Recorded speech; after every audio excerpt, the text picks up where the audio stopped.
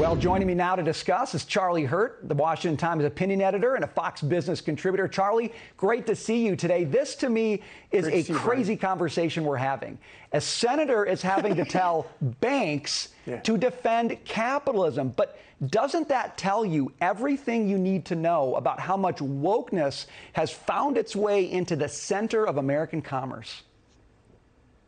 Yeah, no, it really does, Brian, and it's a very sad situation, and it's a very difficult situation to deal with because, you know, throughout history we've always been able to sort of rely on people. Adam Smith and Alexis de Tocqueville called it self-interest rightly understood, and our entire government system is set up for individuals and entities, which includes companies, to be looking out for number one. They look out for themselves. They have self-interest, and our system is built to accept that kind of self-interest and balance all those different competing self-interests so that nobody gets everything that they want in this world, but you get your fair share. You get what is rightly yours.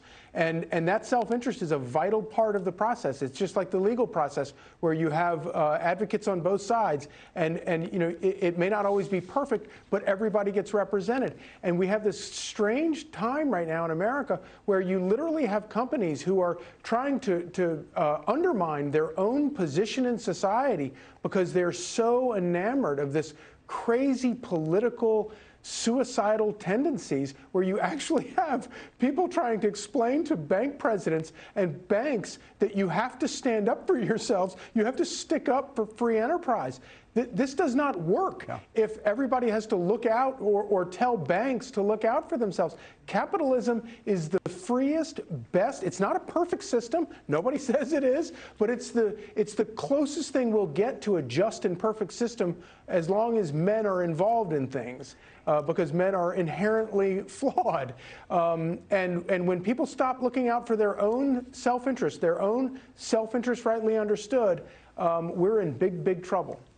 You know, you're probably following this John Cena story, very related to what we're talking about here with banks. You have somebody involved with a major capitalist enterprise, you know, in a very odd way to me, in a very eerie way. This is what I said last night, apologizing for calling Taiwan a country. But, you know, when you look at what he said, Charlie, what strikes me, it's not so much what he's saying on screen, it's 2 or 3 layers back. Who's behind that saying you need to go on and say that? Charlie, talk about what's going on at the highest levels of these companies and why it's driving this kind of very odd, some call it cowardly, but I really think it's Orwellian and eerie behavior.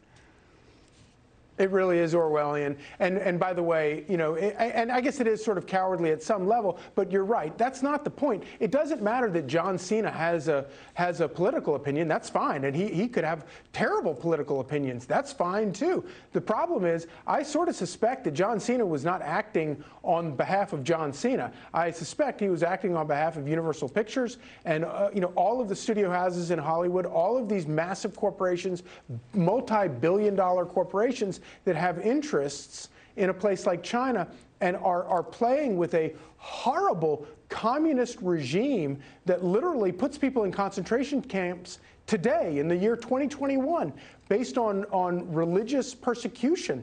They do this, and you have major American corporations that are going along with it. And here's the other problem with all of this, is that when you have Delta and you have Universal Pictures or you have whoever, and banks and everybody, you know, we have all kinds of laws, and I'm not defending laws that restrict the amount of free speech, i.e. money, that individuals are allowed to spend to support certain candidates. I don't want, again, I want to be clear, I'm not defending that whole system because I think there's a lot wrong with it.